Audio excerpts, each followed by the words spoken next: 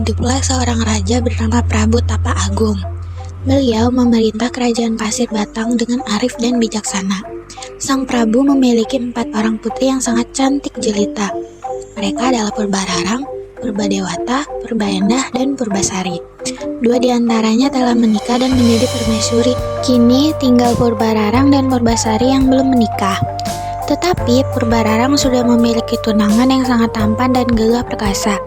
Ia adalah Raden Indrajaya, seorang menteri kerajaan. Sang Prabu menyadari kini usianya sudah semakin tua, tetapi ia bingung siapa yang akan meneruskan tahtanya kelak.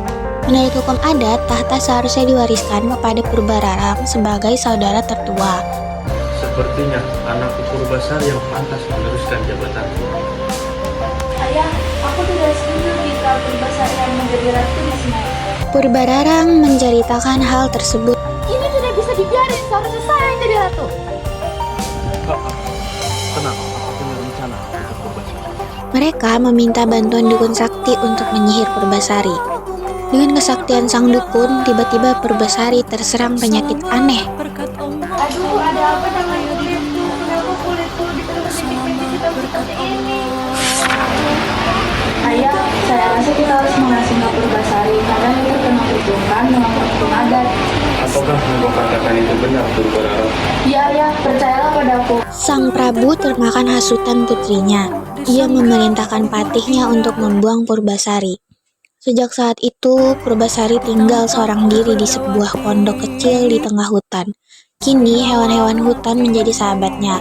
Hewan-hewan itu sangat baik dan sering membantunya mencari buah-buahan. Suatu hari, ketika ia sedang asik bermain dengan hewan-hewan, tiba-tiba muncullah seorang lutung berwajah seram. Purbasari sangat terkejut dan takut. Jangan takut, aku tidak akan melukaimu. Aku Gunung Midas, putra Sinan dari Kayangan. Aku berbuat kesalahan di bumi hingga menjadi monyet seperti ini. Purbasari menjadi tenang. Ia juga memperkenalkan diri dan menceritakan asal-usulnya.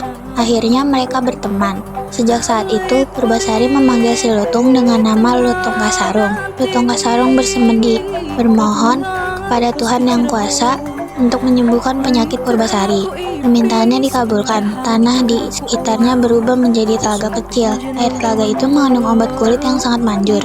Ketika pagi tiba, ia mengajak Purbasari untuk mandi di telaga itu. Keajaiban pun terjadi. Penyakit Purbasari pun sembuh. Bintik-bintik hitam di kulitnya telah hilang. Kini ia pun menjadi cantik kembali. Wah, terima kasih Tuhan, penyakit yang ada di kulitku akhirnya hilang. Aku sudah sembuh. Purbasari sangat senang melihat bintik-bintik hitam di kulitnya hilang. Suatu hari, sang pati datang ke hutan untuk menjenguk Purbasari. Betapa senangnya ia melihat Purbasari telah sembuh. Ia pun mengajak Purbasari ke istana. Putri Purbasari, kita pulang ke kerajaan. Penyakit putri sudah sembuh. Tidak Pati, aku tinggal di sini saja. Aku lebih nyaman tinggal di hutan. Tapi setelah didesak sang pati dan dibujuk oleh si lutung, akhirnya Purbasari menerima ajakan tersebut. Kedatangan Purbasari ke istana disambut kecuali Purbararang. Khawatir kedudukannya sebagai calon ratu akan terancam. Ia pun membujuk ayahnya untuk mengadakan sayembara. Ya, Nanda keberatan jika Purbasari dinobatkan menjadi ratu. Agar adil, maka lakukan sayembara. Yang menang akan mendapatkan tahta kerajaan, yang kalah akan dihukum. Baiklah, Purbararang. Tibalah hari di mana Purbasari dan Purbararang akan berlomba.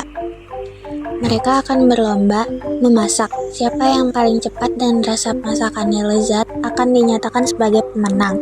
Dan lomba ini dimenangkan oleh Purbasari. Berkat kesaktian Lutung Kasarung mendatangkan para bidadari untuk membantu Purbasari memasak tanpa diketahui siapapun. Lutung Kasarung memohon kepada Tuhan agar wujudnya dikembalikan seperti semula. Dalam sekejap, Lutung Kasarung berubah menjadi burung midah yang ketampanan dan kegagahannya melebihi Indrajaya. Lutung, apakah ini kamu? Ya, aku itu pasti sudah menghilang.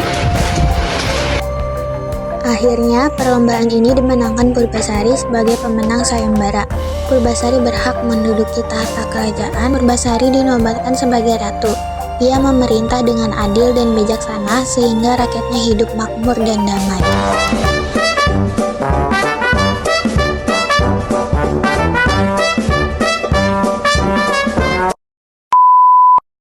Dah, 1, 2, 3. 1, 2, 3. Sirap kalau di ruang jalan suka ngambil pulpen. Pulpennya masih apa kan? Bentar, sabar 5 detik lagi. 5 detik lagi.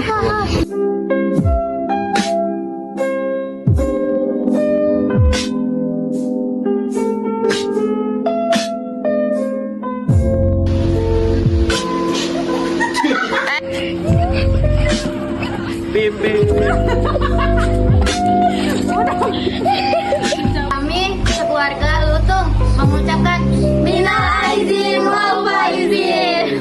Mohon maaf lahir dan batin. Lagi.